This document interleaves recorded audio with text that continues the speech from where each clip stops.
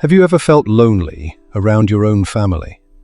Even when you are sitting right next to them, does it feel like there is an invisible wall between you? Many people grow up thinking their childhood was normal because they had food, shelter, and clothes. But deep down, they carry a heavy sense of emptiness. They struggle with anxiety, people-pleasing, or a feeling that their needs don't matter. If this resonates with you, you might have been raised by what psychologists call emotionally immature parents. These are adults who may be physically present, but emotionally stuck at the age of a toddler. Today, we're breaking down the 5 clearest signs that you were raised by emotionally immature parents and how it affects you today. Sign number 1, role reversal. In a healthy dynamic, the parent is the container for the child's emotions. But with emotionally immature parents, this is flipped. Did your parent vent to you about their marriage problems when you were just a kid? Did you feel like you had to manage their moods to keep the peace? If you grew up feeling more like your parent's therapist or best friend than their child, this is called parentification. You learn to suppress your own needs to take care of theirs. As an adult, this often leads to you attracting partners who need fixing, because you only know how to be loved by being useful. Sign number 2, emotional volatility. Emotionally immature parents have low stress tolerance. They don't process emotions, they react to them.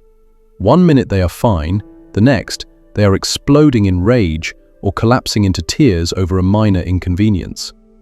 Because they cannot self-regulate, the entire household revolves around their mood. If you grew up constantly scanning the room to see what kind of mood mom or dad was in before you spoke, that is a trauma response. You learned that your safety depended on anticipating their emotional state. Sign number 3, lack of emotional intimacy. You might talk to your parents every week. You might talk about the weather, the neighbors, the news, or what you bought at the store. But you never talk about how you feel. If you try to bring up a fear, a dream, or a sadness, an emotionally immature parent will often change the subject, crack a joke, or tell you, "Don't worry about it."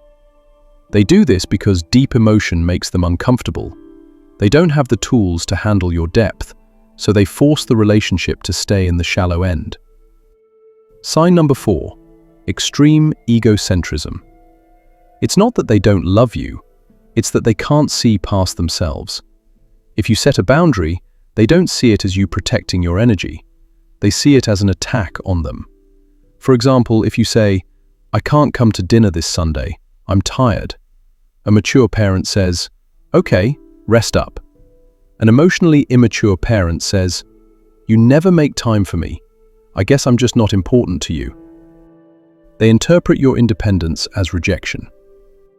And finally, sign number 5, invalidation. When you were upset as a child, were you told, "You're too sensitive, stop crying," or "It wasn't that bad"? Emotionally immature parents often rewrite reality to protect their own ego. If you confront them about something hurtful they did in the past, they might say, "That never happened," or "You have such a wild imagination." This is a form of gaslighting that teaches you to doubt your own memory and feelings. If you recognize these signs, I want you to know one thing: you are not crazy and you are not alone. Recognizing that your parents are emotionally immature isn't about blaming them. It's about understanding why you feel the way you do, so you can finally stop waiting for them to change and start healing yourself. If you want to learn how to actually heal from this and set boundaries, make sure to subscribe. We'll cover that in the next video. Thanks for watching.